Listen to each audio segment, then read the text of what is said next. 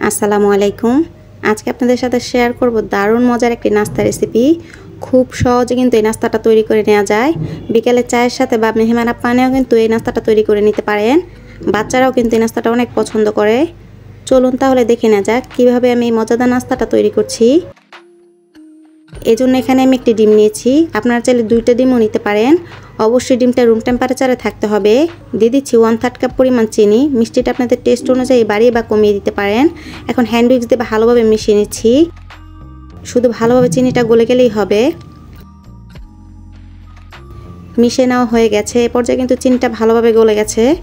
এখন দিয়ে দিচ্ছি 1 ফোঁটা অথেন্টিক ভ্যানিলা এসেন্স। আপনারা চাইলে এই পর্যায়ে এলাচের গুঁড়াটাও ব্যবহার করতে পারেন।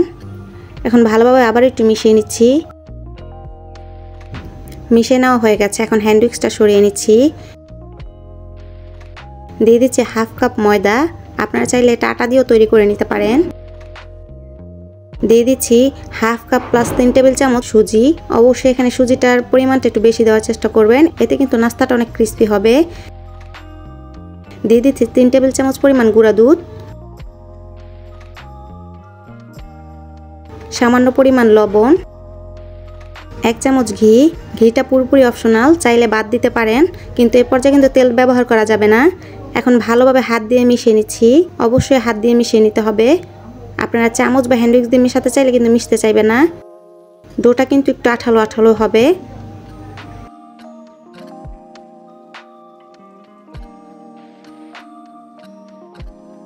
মিশে নেওয়া হয়ে গেলে এখন সাইড করে রেখে দিচ্ছি 10 মিনিটের জন্য।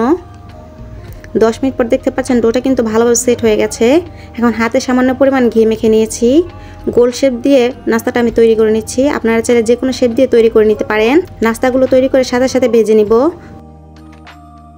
চুলায় একটি ফ্রাই প্যান বসিয়ে দিয়েছি। পর্যাপ্ত পরিমাণ তেল দিয়ে দিয়েছি। তেলটা গরম হয়ে আসলে একে একে নাস্তাগুলো তৈরি করে দিয়ে দিচ্ছি। নাস্তাগুলো কিন্তু তৈরি করে রেখে দেওয়া যাবে না, সাথে সাথে ভেজে নিতে হবে, না হয় কিন্তু নাস্তাগুলোর শেপ নষ্ট হয়ে যাবে।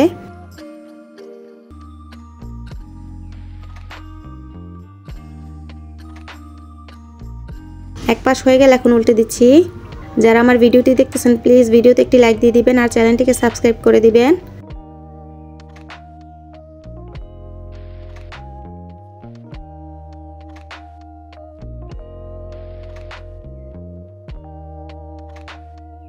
সবগুলো নাস্তা উল্টিয়ে নিয়েছি। এখন অপর পাশ ভেজে নিব।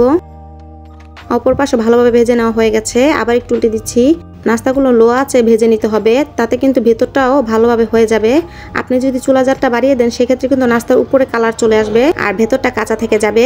এখন সবগুলো নাস্তা উঠিয়ে নিব। আমার মোবাইলটা গরম হয়ে যাওয়ার কারণে অটোমেটিক বন্ধ হয়ে গেছে, তাই উঠিয়ে নেওয়া দেখাতে পারিনি। সবগুলো নাস্তা কিন্তু উঠিয়ে নিয়েছি। তৈরি হয়ে গেল দারুণ মজার নাস্তা। খুব সহজে মাত্র 10 মিনিট সময় থাকলে নাস্তাগুলো তৈরি করে নিতে পারেন। আর খেতে আলহামদুলিল্লাহ অনেক মজার। উপরে ক্রিস্পি আর ভিতরে সফট। আমি আপনাদের একটা ভেঙে দেখিয়ে দিলাম কতটা পারফেক্ট হয়েছে।